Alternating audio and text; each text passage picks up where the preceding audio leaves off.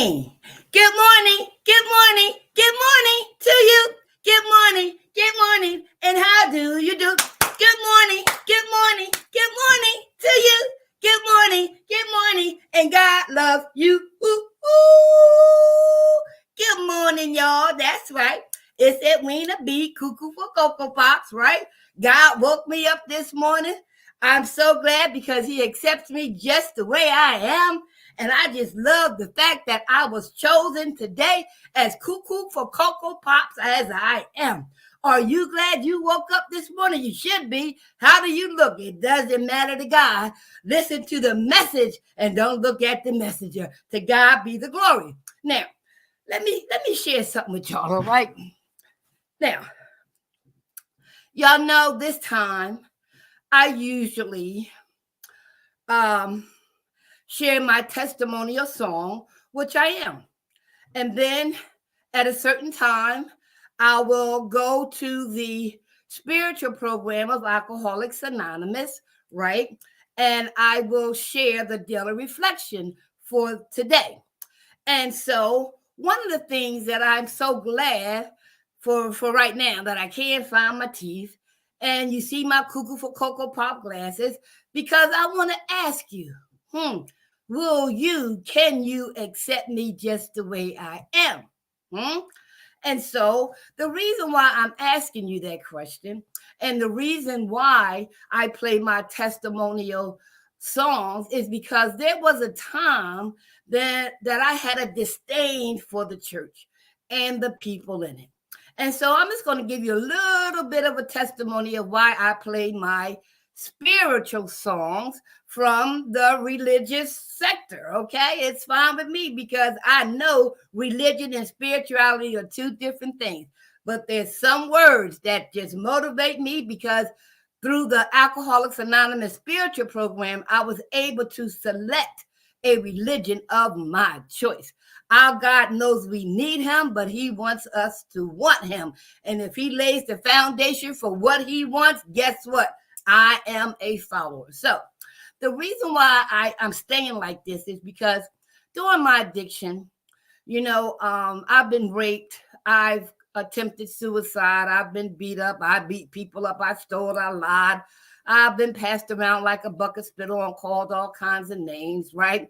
And so during that time of my active addiction, I knew where my mother was every Sunday. Yes, I did. And so it was a church at the corner of 12th and Lehigh. That was the first church, right?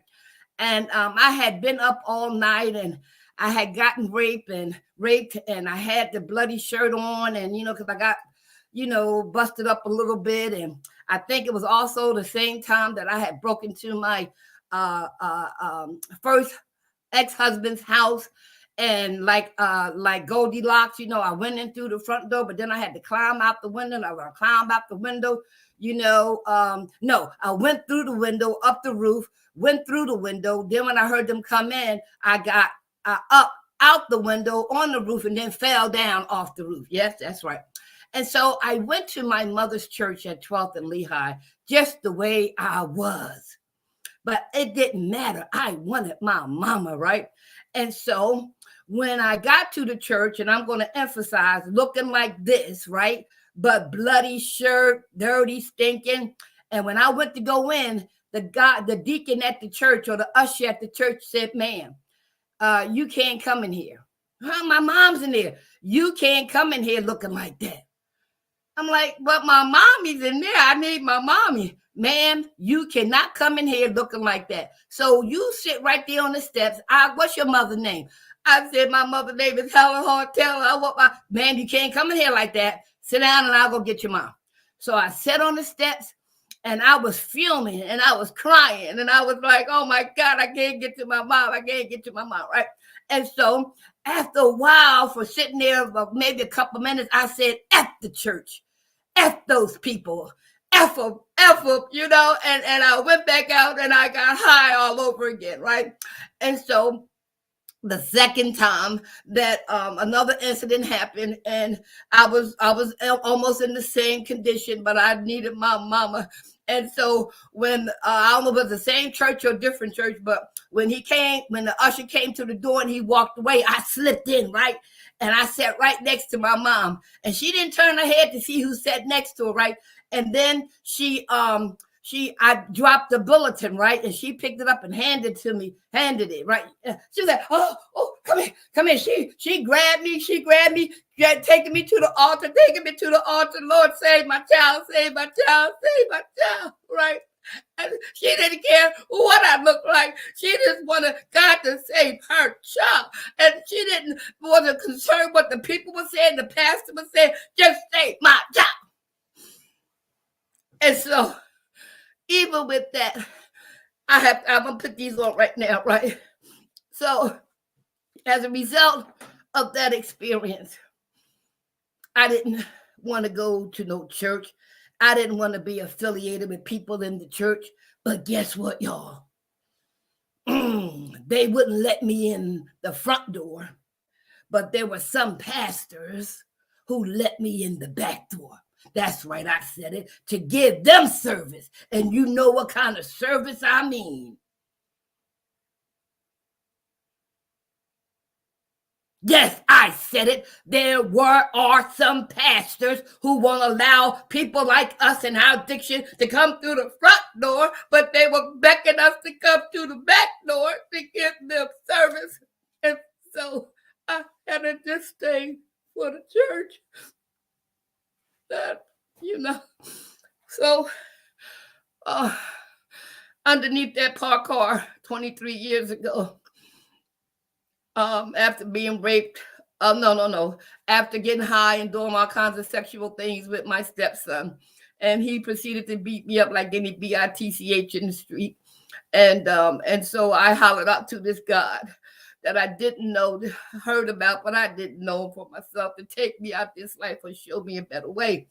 And so as a result of him placing me underneath that Parkour through humiliation, right, that I gained enough humility to say, Lord, this is my knee-bowing experience. I don't know you, but take me out this life or show me a better way. So I got involved in the 12-step spiritual program, right, just about 32 years ago, right? And it's spiritual in nature, right? Spiritual steps, spiritual principles, spiritual traditions, right? A spiritual fellowship. And I've been in it for 32 years. But it was a dream that I got about 17 years ago at my job, and I heard this music, and I got up to find out where the music was, right? And I went to these double doors, and I pushed it in, and it was a church. And at the end of the church was the stage and the podium and a pastor. And it was a pastor that I knew, I recognized. And guess what? He was from the same streets that I came from. So I knew him, right? But I couldn't understand the dream. And so the next morning I said, let me call a few pastors that I do know to ask for interpretation. And so as I began to call one, and when I mentioned the name of the person in the dream, he was like, oh, no, stay away from him. No, you don't want to get entangled with them. So I said, okay, all right, thank you for sharing. Then I went to another pastor that I knew, right? And I was sitting across from his desk, and I was sharing with him. And as I was sharing, he was going to sleep. I said, thank you, Pastor, okay? And then I went to my selected pastor, and I sat in his office, and I told him about the dream. And he said, Edwina, he asked me a few questions, right? He said, Edwina, I'm going to tell you something. He said, go back to the same source that gave you the dream. Go back and ask for direction, guidance, clarification, right? Go back to the source. He said, you know why? Because that's the same source I go to. He didn't claim to have the answer. He sent me to the same source that he used. And I knew of this pastor's thorns, right? But God had prepared him, used him, and everything else. And he did the same thing. God did the same thing for him that he's doing for me. Go to the source. Go to the source. And he's been my pastor ever since. Dr. Christopher Allen Bullock of Canaan Baptist Church in Newcastle, Delaware, 3011 Newcastle Avenue. He accepts people like us just the way we are. Oh my God, Reverend Daniels, he's the substance abuse minister, right? And he has a substance abuse ministry, and he accepts us just the way we are. He said one time, listen, the church was all upset because I was in there praising my God. I didn't care who was in there. From where God brought me from to where I am now. Listen, I can't sit down. I laid on my back as a prostitute too long. I stayed on my knees giving service to men, right? For too long. And you mean to tell me I can't stand up and praise my God? Yes, I can, and I will. And one day the pastor got up on the podium. He said, listen, y'all talking about Edwina. Why don't she sit down? It's too much. He told them, y'all leave Edwina alone. Leave Edwina alone. If you had her testimony, you would be praising him too. So why aren't y'all standing up and praising him? Leave Edwina alone. And he said, listen, when I'm over here in this chair and I'm getting tired or I'm falling, I look at Edwina and I get energized. Yes. And so I love my pastor because for 17 years, God has allowed me to have a covenant, a shepherd, a church home, a fellowship, right? Not mixing religion and spirituality, but I have a religion of my own. And so this next song that I'm going to play symbolizes what I just shared, right? And so I'm going to get to the AA form, okay? But right now, I want to share this with you, okay? So, all right. Oh, and guess what, y'all? I had taken care of my mother, right? 9 family members on hospice, 3 at one time, and 1 was my mother. I left my dying mother because God wanted to send me to Matlin, Florida, right? To share with this congregation, to share with these pastors and the church folks, right? And I'm saying, God, but my mom. He said, no, Edwina, you took care of her. Now I am taking over. You go and do what I tell you to do. And I left a dying mother knowing she wouldn't be back in the physical form when I got back, but I had to obey God's order. Yes, and I went and I shared my testimony about how the church and the people in it would not let people like myself in. But they would let me in the back door to give them service. Yes, I did. And I'll tell it again like I'm telling you now. When I was talking to those pastors, I wasn't asking them to interview me. I was interviewing them. What's in your closet? Because my God, the one I serve, says, let them in. All right, y'all, here we go. All right, here we go. Y'all gonna like this one. I tell you, boy, I'm all revved up. Okay, here we go.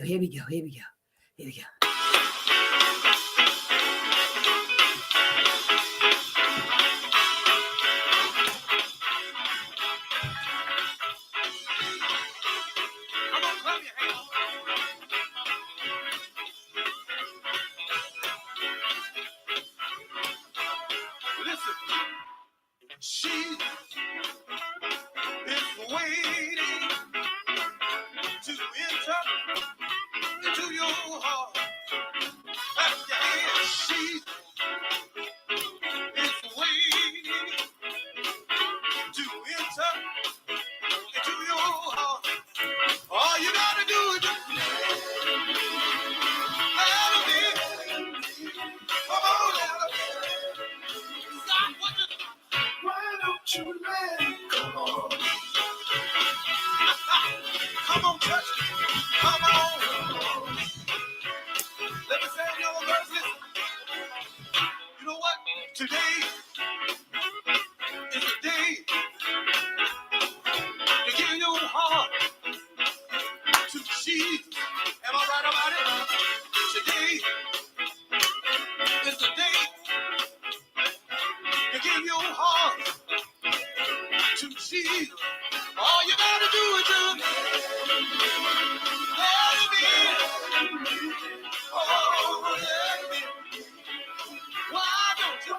you let it go?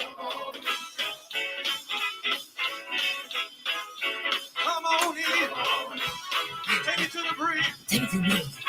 You don't have time to wait. Give him your life like today. He's standing at the door of your home. With his arms stretched wide open. Oh, you got to do it. Come on in. Come on.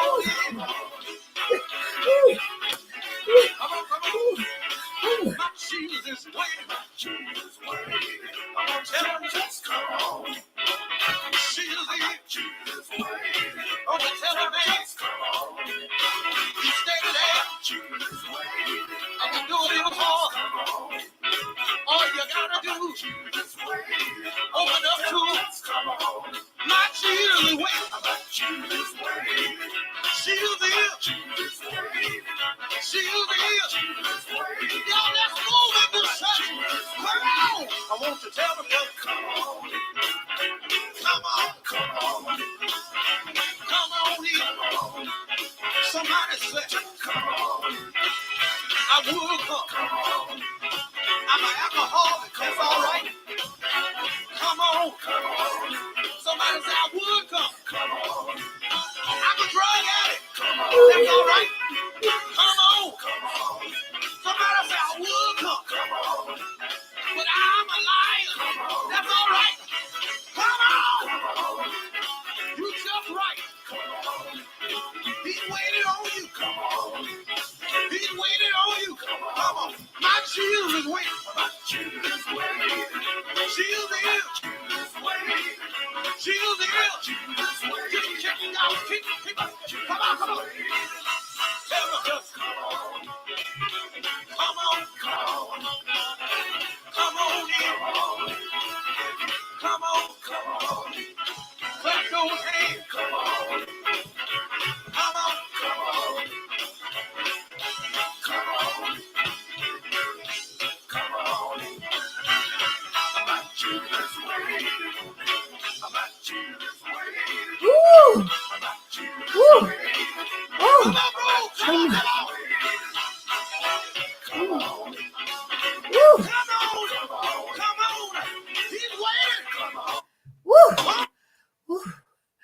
My Jesus is waiting.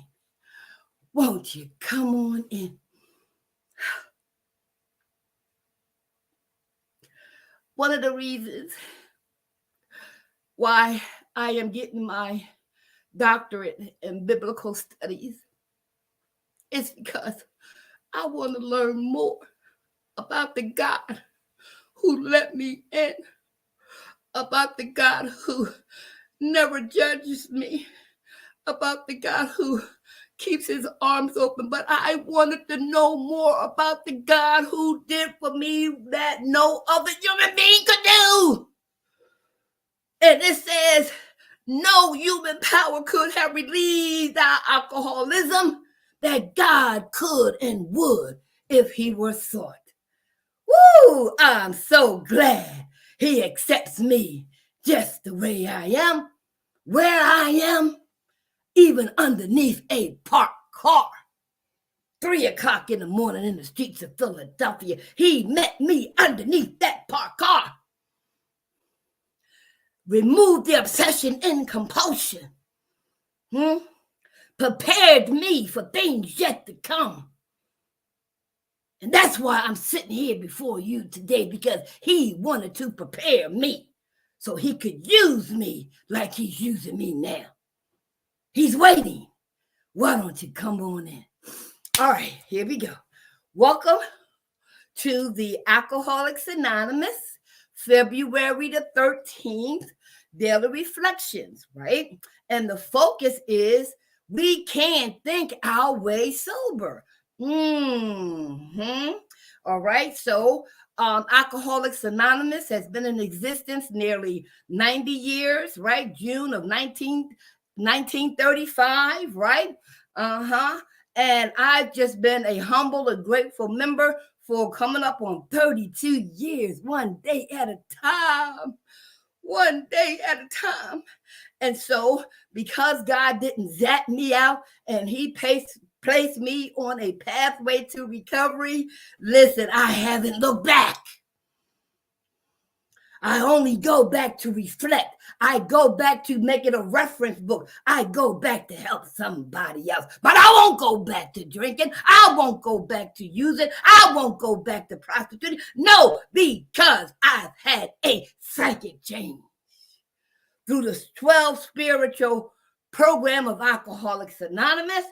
These 12 spiritual principles, 12 spiritual steps, 12 spiritual traditions, 12 spiritual concepts. All the literature is spiritually based, not religious based.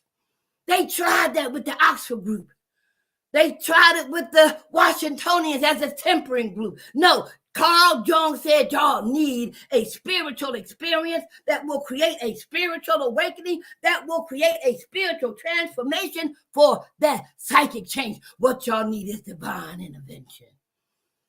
So when it says every knee shall bow, you better believe it. And I thank God I had mine.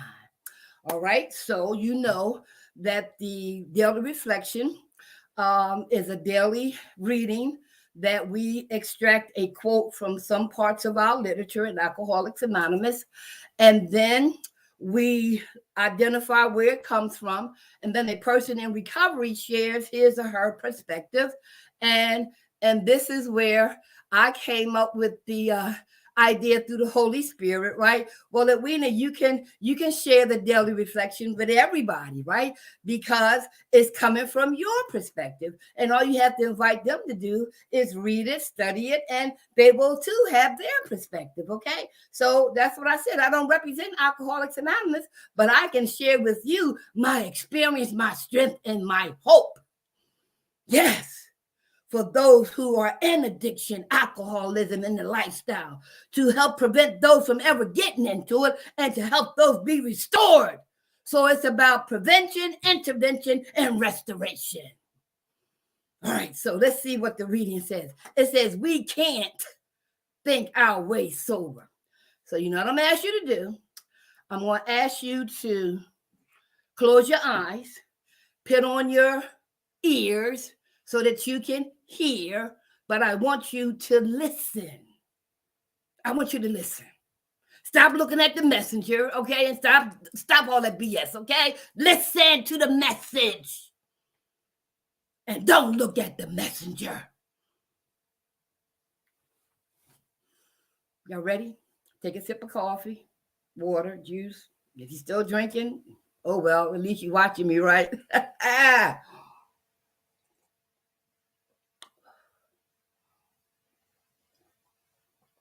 See, I can take a little longer on Sundays because my AA meeting doesn't start till 9 o'clock. Normally, I'm off by 7:15, right? But I figure Sunday I can give y'all just a little bit more, right? And so that's what I'm doing, all right? And so close your eyes and let's read what it has for us today. All right, so let's get rid of this. And let's bring this up. All right, so listen, y'all. February the 13th, AA Daily Reflections reading. We can't think our way sober. To the intellectually self-sufficient man or woman, many AAs can say, yes, we were like you, far too smart for our own good. Secretly, we felt we could float above the rest of the folks on our brain power alone. As Bill sees it, page 60. Even though the most brilliant mind is no defense against the disease of alcoholism, I can't think my way sober. I try to remember that intelligence is a God-given attribute that I may use. A joy like having a talent for dancing or drawing or carpentry. It does not make me better than anyone else, and it is not a particularly reliable tool for recovery, for it is a power greater than myself who will restore me to sanity. Not a high IQ or a college degree. Oh my, oh my, oh my. Ooh, listen, get a little hot flash here. Yeah, now. Woo. All right. So you heard it, right? Did you listen? Huh? Did you listen? Right? Did you listen? Did you listen? Did you listen? Okay. So let's read it together, right? Because when you read it out loud and with somebody, you may get a different perspective. Okay. Let me put this thing up a little because I'm getting hot, you know. All right. So here we go. Woo, Lord have mercy. All right.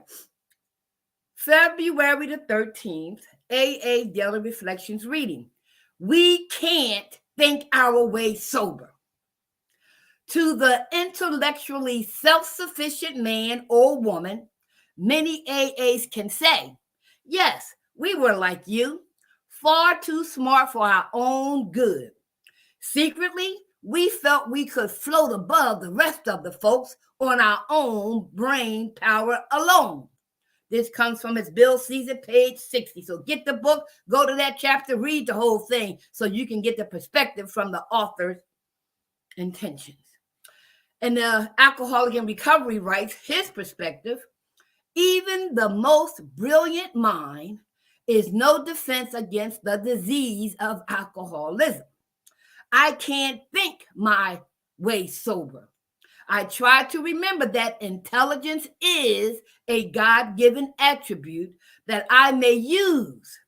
A joy like having a talent for dancing or drawing or carpentry. It does not make me better than anyone else, and it is not a particularly reliable tool for recovery. For it is a power greater than myself who will restore me to sanity. Not a high IQ or a college degree. Woo! All right. Huh? Did y'all hear that? So y'all know I break things down, right? And because listen, I don't assume anybody knows anything. And guess what? A lot of times I have my dictionary, I have the thesaurus, whatever you call it, right? So I can understand the word that they're using and how they're using it, right?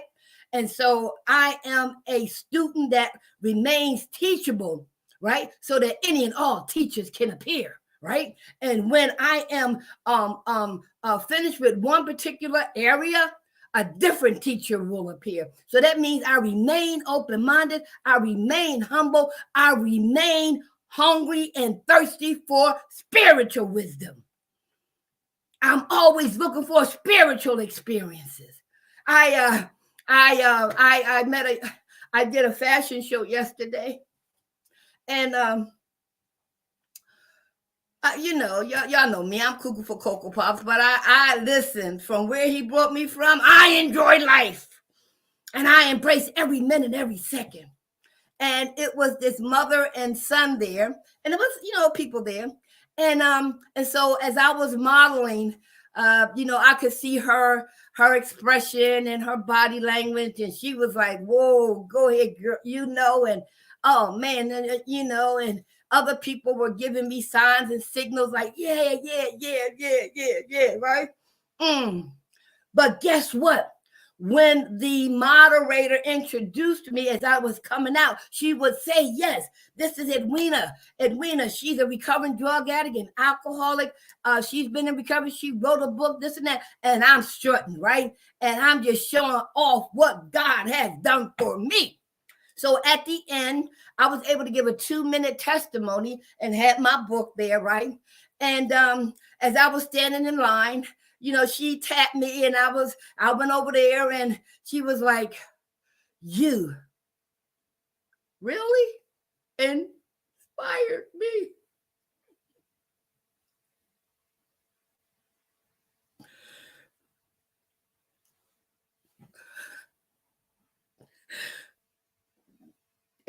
her son nodded his head. She was like, I know now why I came here to see and hear you. And she said, I listen. She said, how much is your book? And I told her it was the year I got saved, the year I got sober, $19.90. And she said, well, I want to get one, but I don't have the money now. And you know me, I was like, here. She said, no. She said, I want to give you what you deserve. I want to give you the price of this book, because it's not the price that matters, it's what you have done. You have inspired me.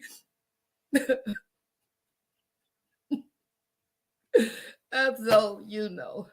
All right, so I don't know where that came from, but it came, okay, because I yield and I'm transparent.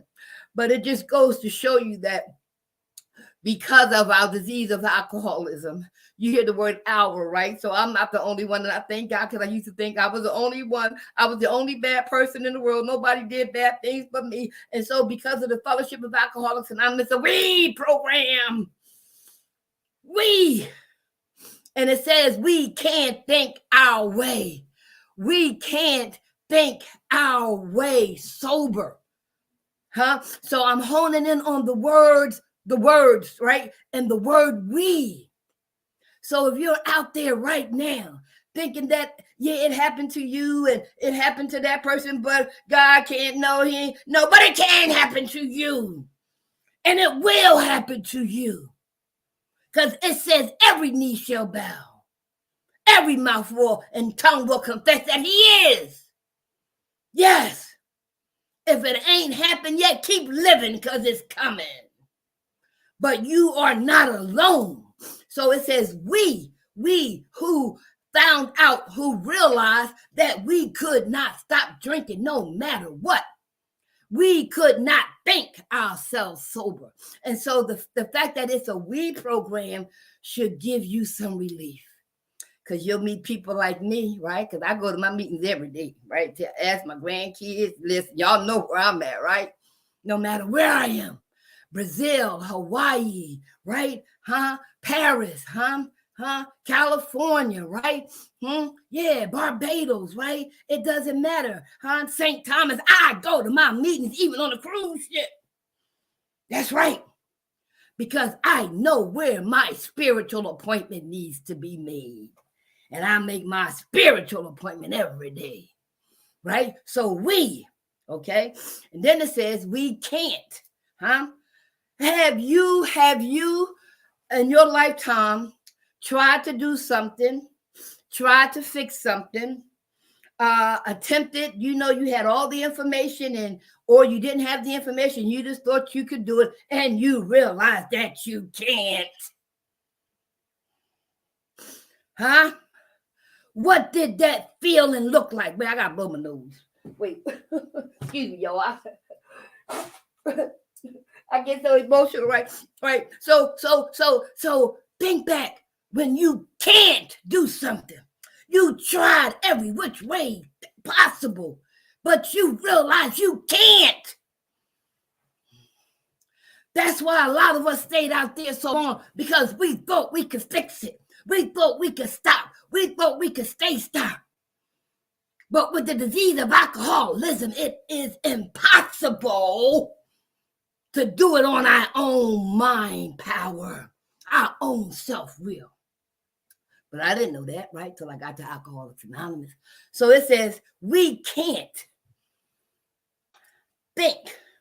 Woo, Lord have mercy. What are you thinking about now? What are you thinking about? What are you thinking about? What are you thinking about? Think about what you tried to do, what you tried to fix, and you scheming, and you trying to analyze, and you trying to evaluate, right? You think you can. Think. Y'all know what think means. We thinking all the time, even when we don't want to think. It's hard to shut your mind down, I tell you. That's why from prayer and meditation, sometimes if you are, if you're listening to me right now, you're probably not thinking. That's all I ask you to, right? Because you're listening, right? And so that's what we do in Alcoholics Anonymous. When we are present, when we are attentive to the speaker, we are listening, and that's a form of meditation. That's right. So maybe, just maybe you are listening, and that's a form of meditation. You're not thinking right now. But then it comes back and says, hey, you start thinking again. So it says, we can't think hour.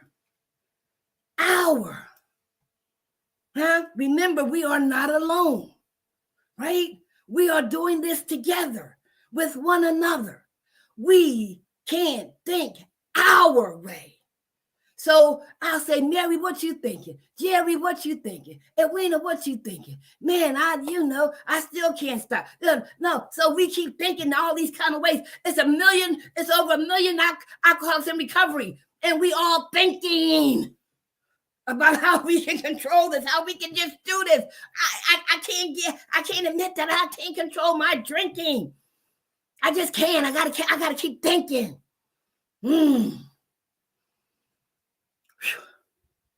So it says, we can't think our way. So thinking is a way of, right? We can't think our way sober.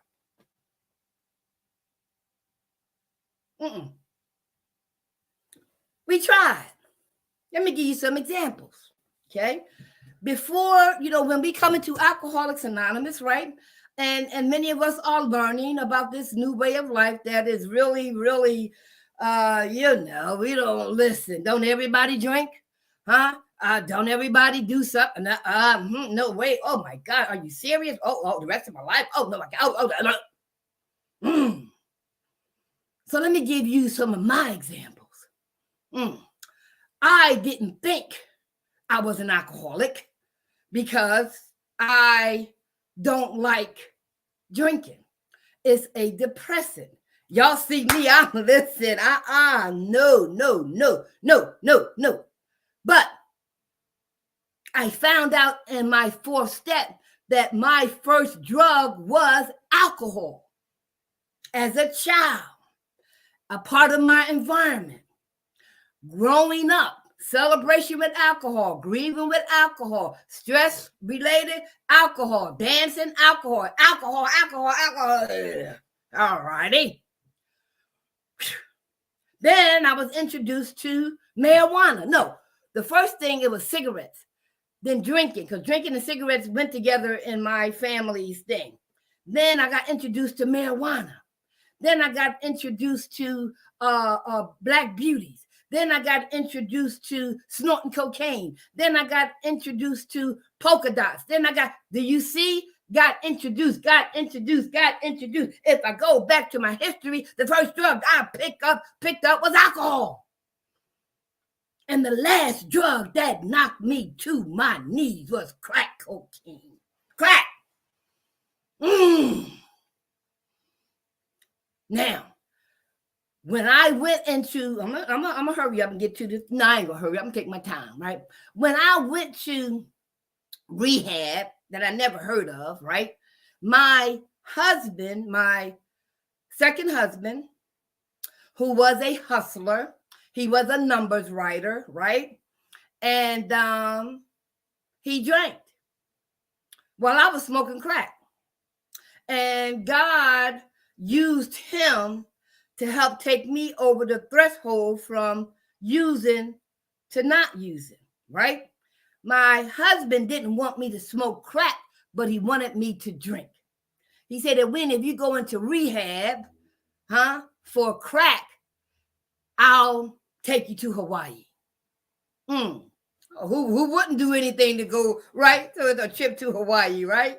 And so when I went to this rehab, listen, I didn't know nothing about rehab. I didn't know nothing about alcoholism, none of that kind of stuff, right? My thinking was that I'm going to Hawaii. Yay.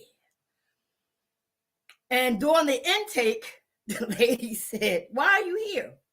I said, I'm here because, my boyfriend is going to take me to Hawaii. She was like, huh? Yeah. Was there a problem? She wrote it down. And she said, how you getting home from here? I said, my boyfriend's going to order a limousine and he's going to pick me up. And she said, hmm? Well, that's what he said. I'm only, listen. Okay. So again, I went through that process, not knowing what the process was about.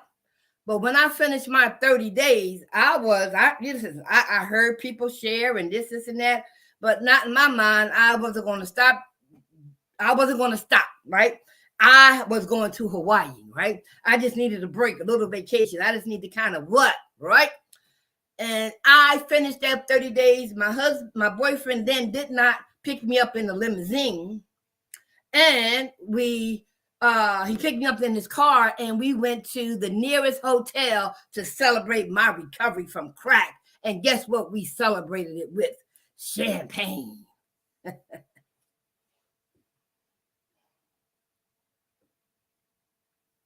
Yeah, champagne. He didn't know. And I didn't know either, right? 6 months later, I'm back in rehab again. And when did you go to rehab this time? Maybe, we will get married. Yes, we're going to get married. I'm married. You go get yourself together. Let's try it again, right?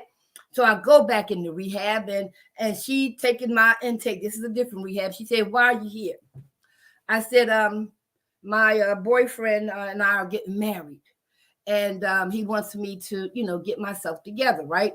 So, wait a minute. Oh. So she says, get married.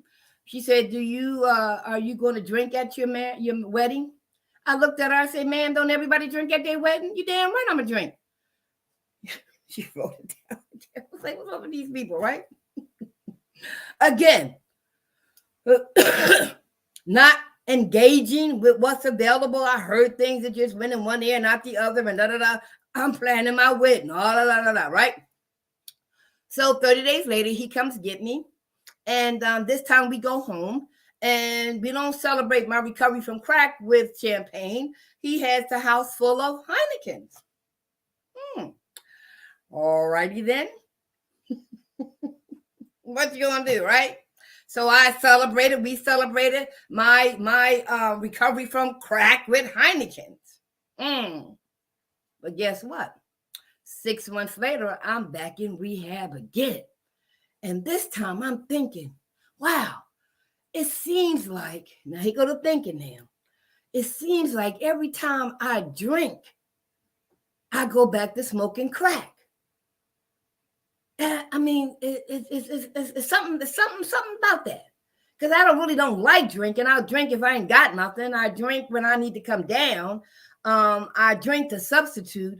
But it just seems like every time I drink, when I leave rehab, I go to smoking crack. I didn't hear nothing. I didn't learn nothing. Maybe seeds were planted, but I don't know.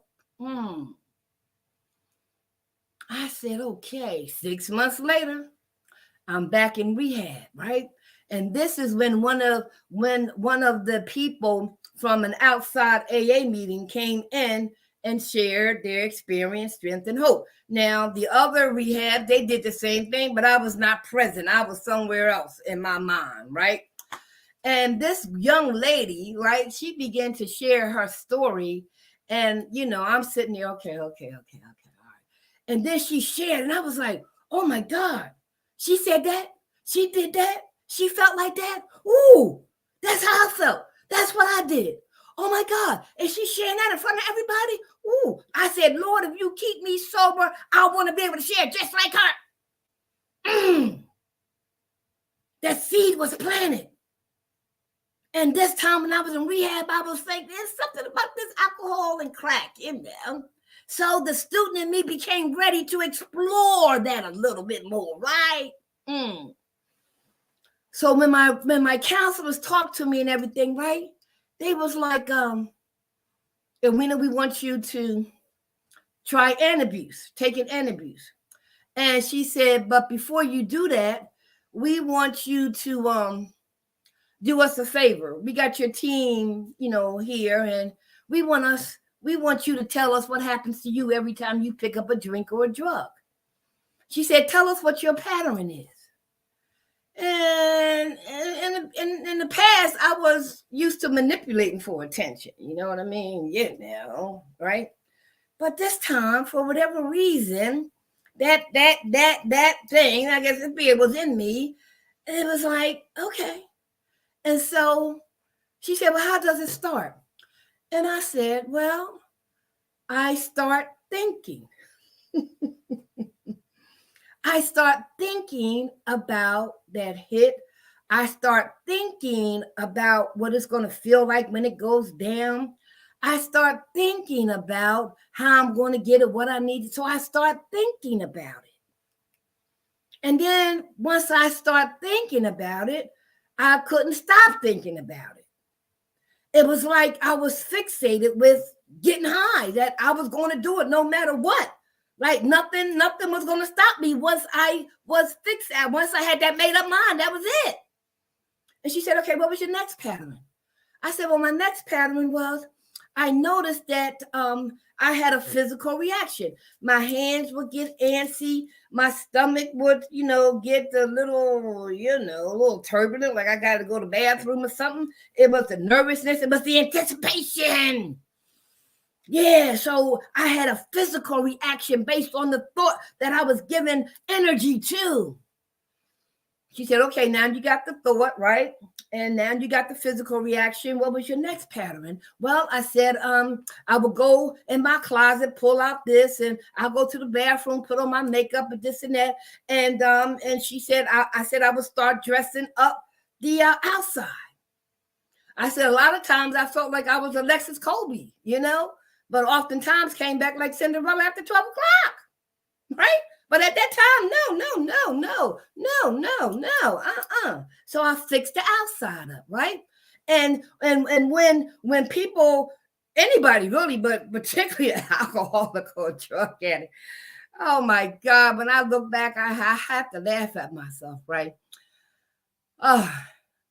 I'm trying to, fill in the face, fill in the boobs, fill in the butt, right? Because I don't lost all this weight, face all sunken in, but I'm thinking I'm all that, right? So once I dressed the front, the body up, I had the thought, I gave it energy, I had a physical reaction, then I dressed the outside up, and just like anything else, before I left the house, I got my purse, and I looked at my purse, and it will tell me how much money I have, right? Okay. So it made me think that I had a lot of money and it was going to last forever. So I got my own money, and this way, when I go out, I can call the shots because I got my own money, right? So now, once I got my own money, then I go out, and and I would tell them, I said, how John Wayne used to walk into the saloon, bah, bah, bah, bah. Here I am, right?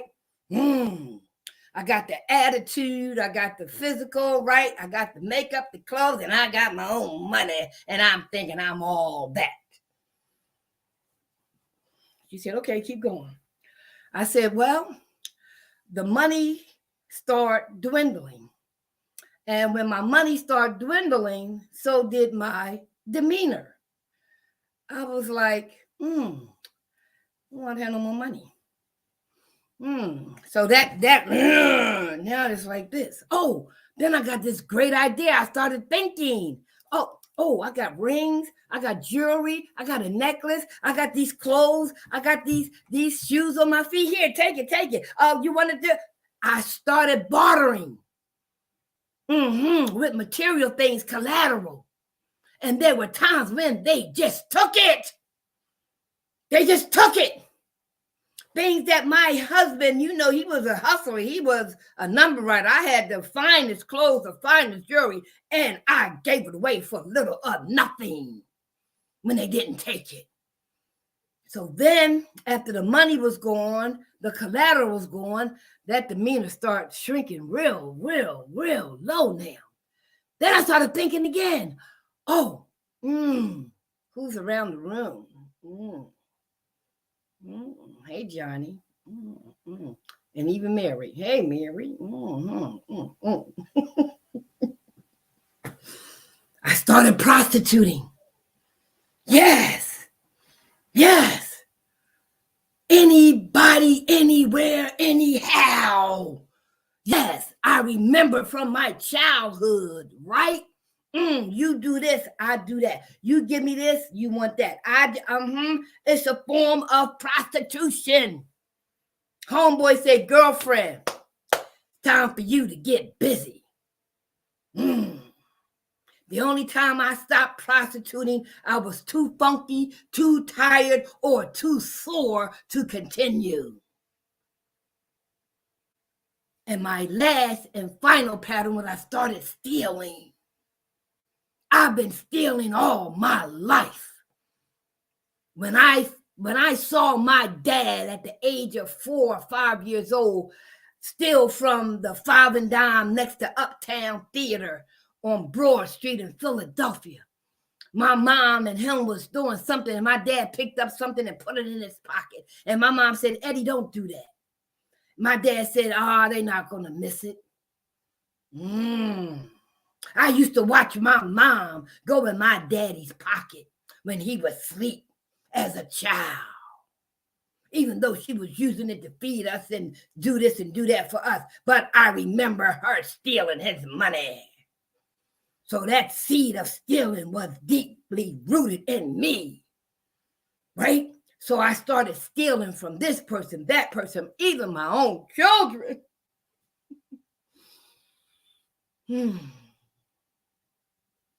I even started stealing from my Johns, and oh my God, I could have lost my life several times because a lot of times when I gave them service, they didn't want to pay me my money. They kept telling me to do it again. And sometimes they wouldn't even pay me.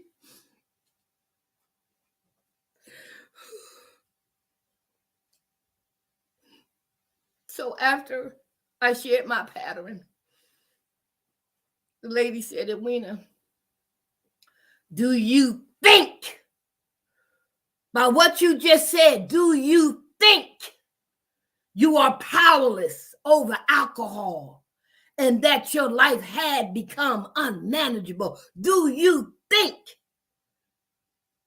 that you are powerless over alcohol, that your life had become unmanageable?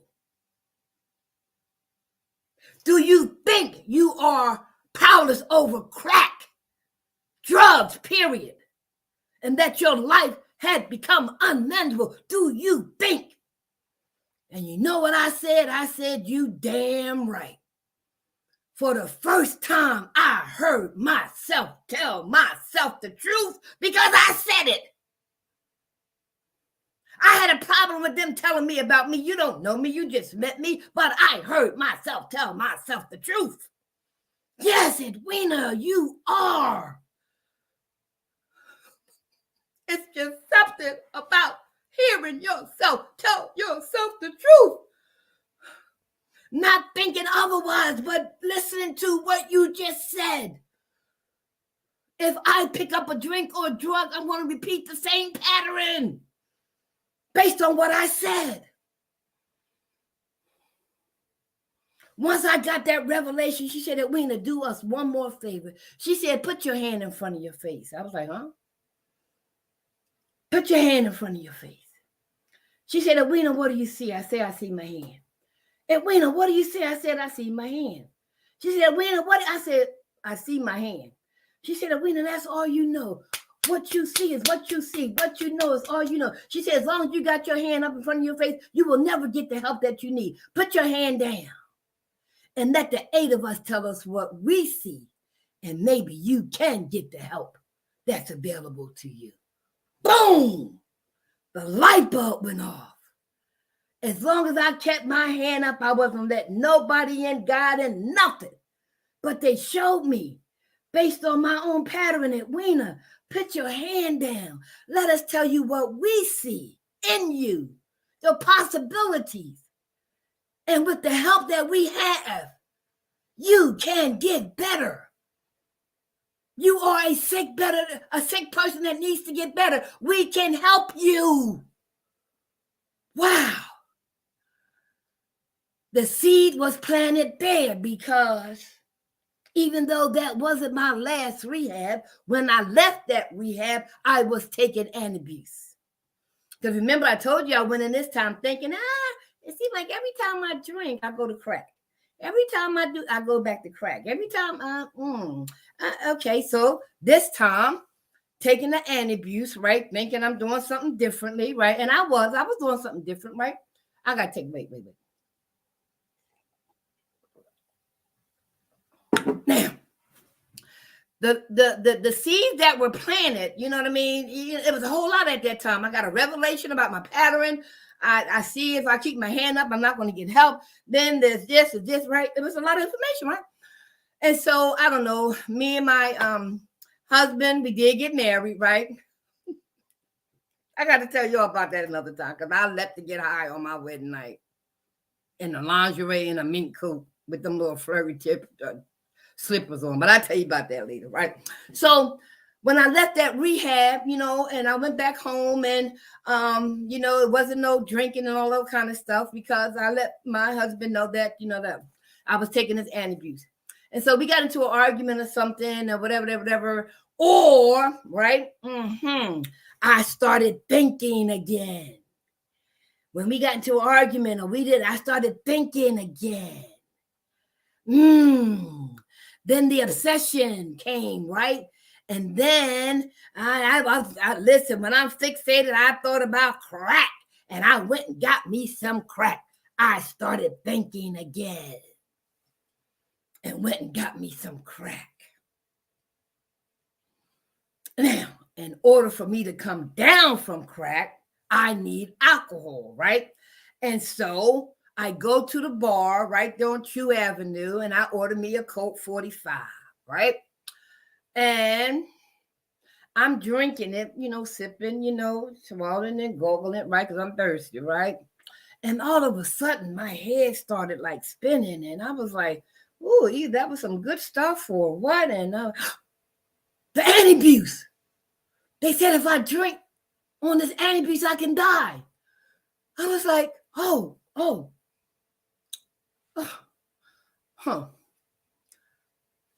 My thinking said, but you done drunk half of it, you might as well drink the rest of it. Right? And if that ain't insanity, I don't know what is, right? And I did get sick. I didn't die, but my husband had to come get me and nurse me back to health, right? And so even with the antabuse, my thinking always got me in trouble, right? And so now that I am well and whatever, I look, it don't last long because I stopped taking the antabuse and I wound up doing it again.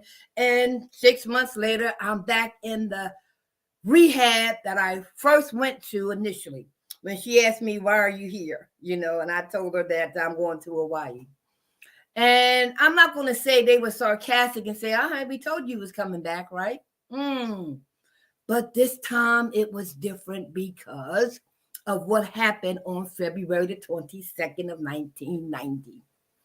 Yes, that was when me and my stepson was getting high. We doing all kinds of sexual things. I'm doing the work, you know what I mean? And after it was all said and done, he proceeded to talk to me like any bitch in the street.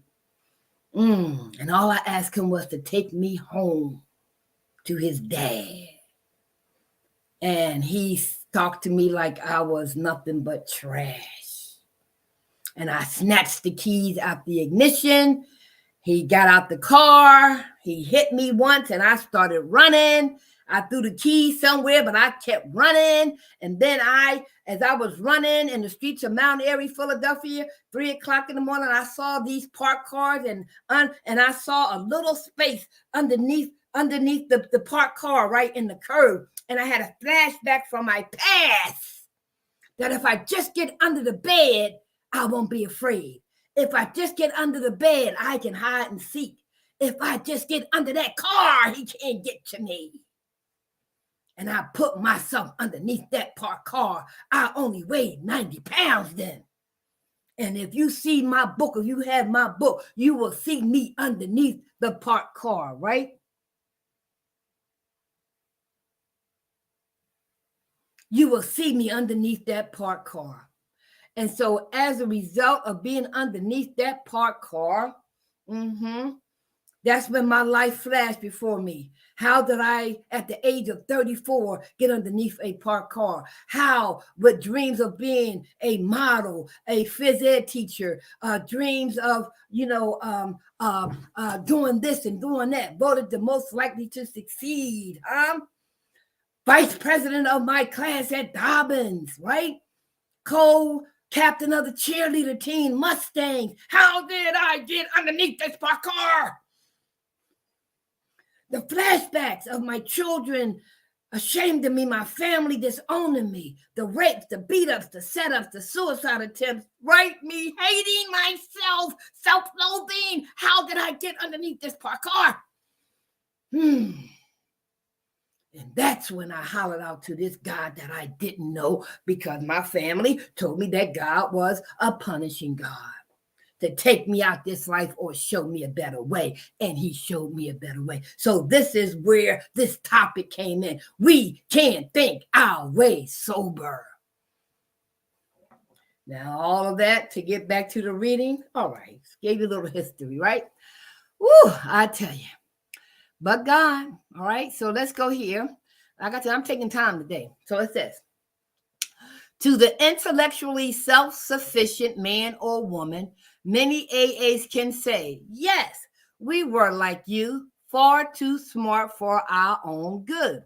Now, how many of y'all been told that? And how many of y'all have told people that you're just too smart for your own good?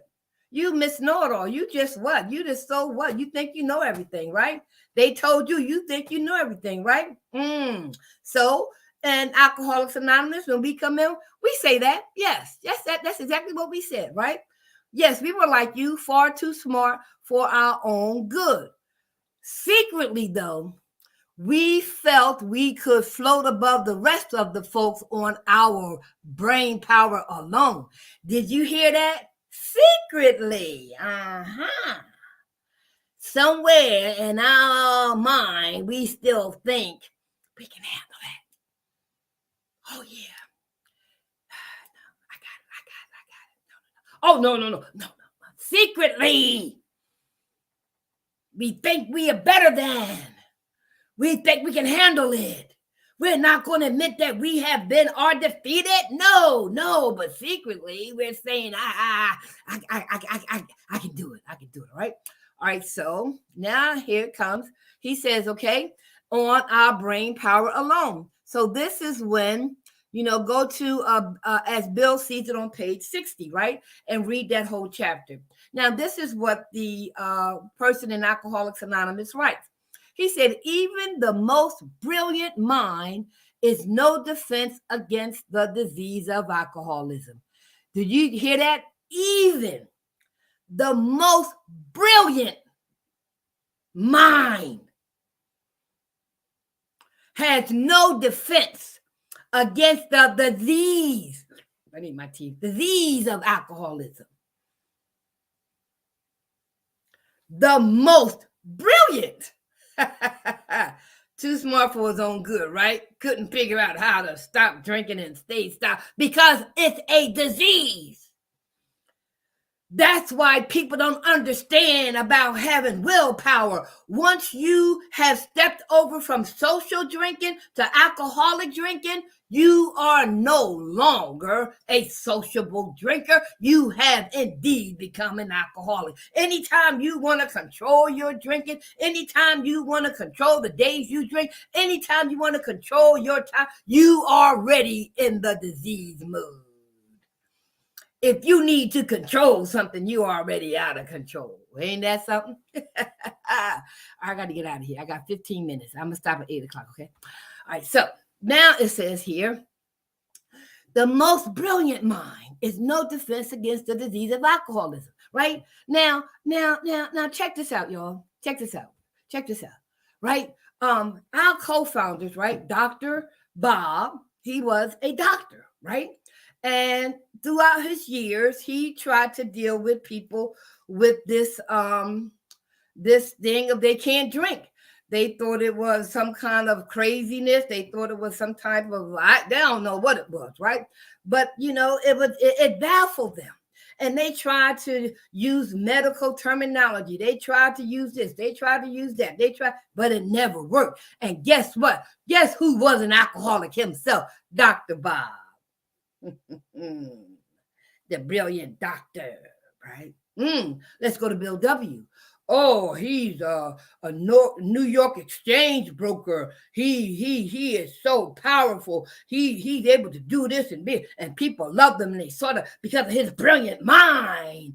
But Bill W., when he started drinking in the beginning, was socially right, but he kept on drinking. As smart as he was, he couldn't see that the drinking wasn't a no until he became an alcoholic, and he realized that his brilliant mind could not have him stop drinking. Woo! So that's why they say, right, no human power could have relieved our alcoholism. God could and would if he were sought. And so the two previous movements, the Washingtonians, they just wanted to be a temperance group. Just stop, just don't use alcohol. Temperance means the absence of alcohol. But they didn't do anything else. So little by little, time and time like this, and eventually they start thinking again, and guess what?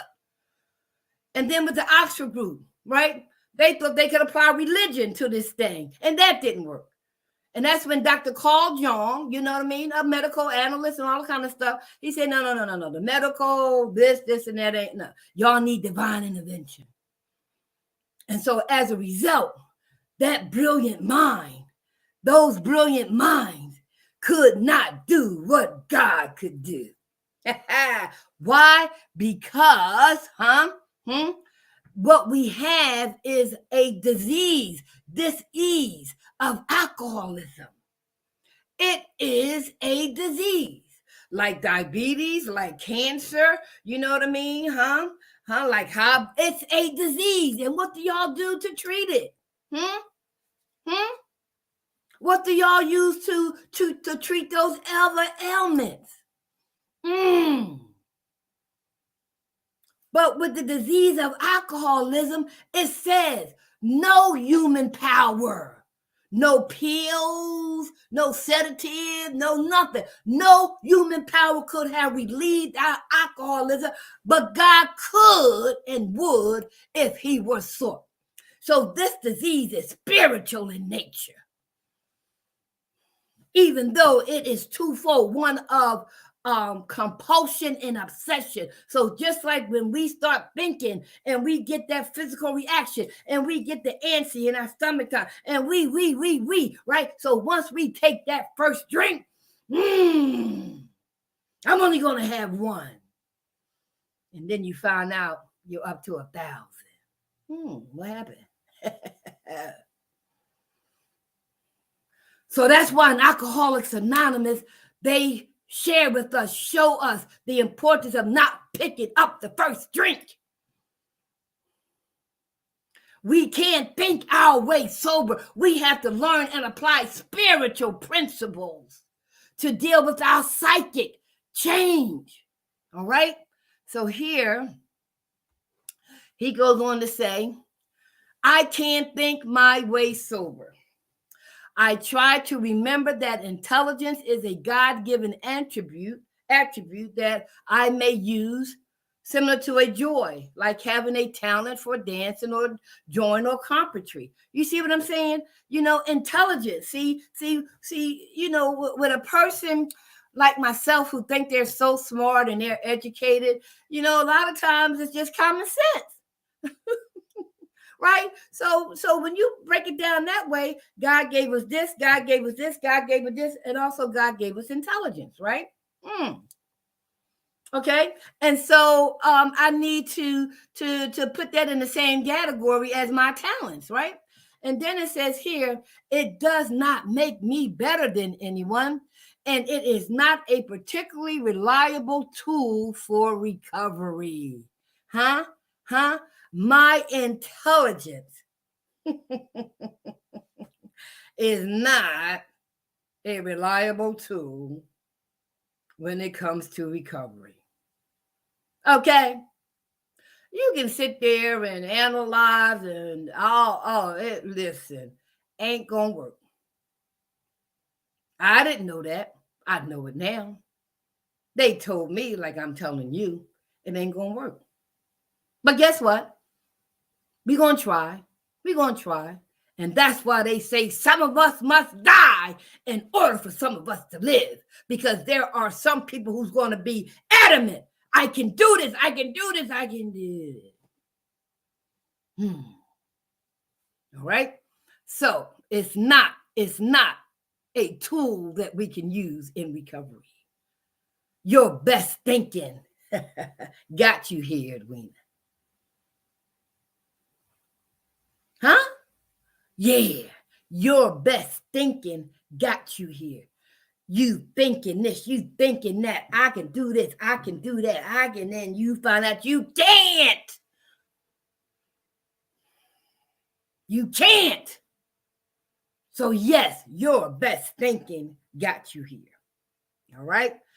And so the last few minutes, I just listen. It says here, for it is a power greater than myself who will restore me to sanity. Did you hear that? For it is a power greater than myself that will restore me to sanity. Sanity only means soundness of mind. It doesn't mean I'm crazy. It means I have done some insane things way before I started drinking, and definitely while I was drinking. But a power greater than myself. Wow, just that alone, people don't want to acknowledge there's nobody greater than me. It's me. Alrighty then. Okay.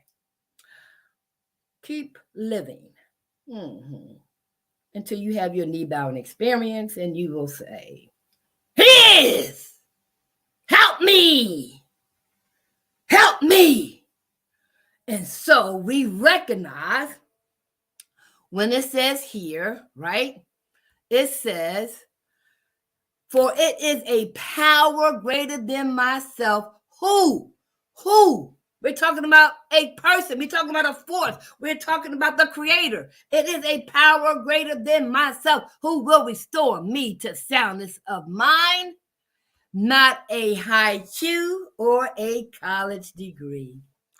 Now, listen to this, y'all. We pay all this money to go to college. We pay all this money to, do this. And we pay all this money, right? And we begin to get stressed out. We begin to get overwhelmed.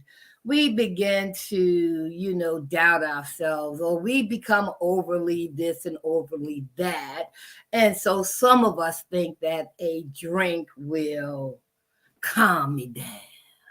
A drink will relax me. A drink. So by hearing my story, and if you go to open AA meetings, you'll hear a whole lot of other stories, right? That's not the answer. Doesn't matter how smart you are. Doesn't matter your IQ or college degree. None of that matters, right? What matters is with this disease of alcoholism is a sickness, an illness in the spiritual sense. And only a spiritual remedy can address it. Yes. And so that's why coming to Alcoholics Anonymous over 32 years ago, I recognized that guess what? No matter how much money I spend on this and this and this and psychologists and it's free. Alcoholics Anonymous is free. The God of our understanding, the power that's greater than us. It is free. Freely we receive and freely we give. Do you understand what I'm saying? There's something when you attach money or something else. It's an ulterior motive. Our motive is to help another person achieve sobriety for free. That's the difference with the spiritual program of Alcoholics Anonymous. It's free and it works. Whew. I had no idea the Spirit was going to lead me to this. But guess what? I told you on Sundays I can spend a little more time because my meeting is not until 9 o'clock, okay? But I'm going to stop soon because I got to go try to find my teeth from where they are. If I don't find them, I'll just buy some more, okay? But anyway, so let me close by saying this. You know, let me close by saying this. I learned that and understand we can't think our way sober. So with Alcoholics Anonymous and the spiritual principles, when we apply them, creates a spiritual experience that will generate a spiritual awakening, that will cause a spiritual transformation, and I will have a psychic change. When things happen, life on life terms, I don't have to pick up a drink to deal with it. I can pray. I can meditate. I can go help somebody. I can go to a meeting. I can be of service. That's a psychic change. When I go to a party, when I go to a celebration, when I go here, listen, I can order orange juice. I can even order water. I can even make the choice not to go. That's a psychic change. Someone says, "Oh, Edwina, come on, you've been sober. Oh, you can have a drink. You can have just one. I'm good. I don't drink anymore. Thank you, but no thank you." That's a psychic change. When I feel that the enemy is trying to set me up and whatnot between and all of these steps, I can see the bait before it even comes close. A psychic change says cross the street. A psychic change says don't even engage. A psychic change just say, hasta la vista, baby. Donald Lawrence says it so eloquently. We are not a natural being having a spiritual experience. We are a spiritual being encased and walking this natural experience on this earthly journey.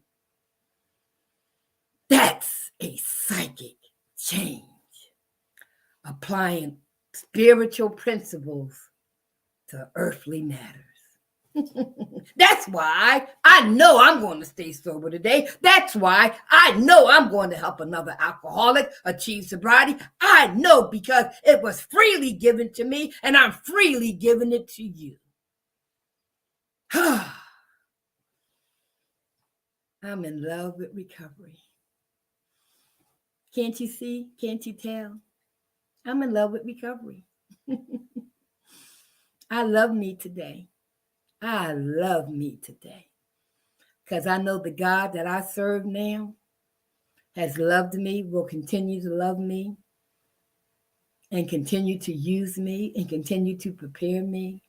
You see how it brings a smile to my face? It just brings a smile to my face. I finally understand just a little bit more. Oh, what a relief it is to know that I serve an awesome, awesome God. God gift to us was sobriety, and all he asks as a gift in return is to stay sober and help another alcoholic achieve sobriety. And let him prepare us for things yet to come. Woo! I tell you, boy, what a great morning, huh? You know something? We want you to pick on the mask. We want you to social distancing. We want you to get vaccinated, get the booster, get your children vaccinated, the whole 9 yards, right? Because we cannot think our way out of this COVID-19. We have to have a psychic change. And if nobody told you they love you today, I love you. You love me. We are one big family with a great big hug and a kiss from me to you. Won't you say you love me too? If it's God's will we return tomorrow, I'll be here. Will you? Have a blessed day. Oh, Lord, I love you. I tell you.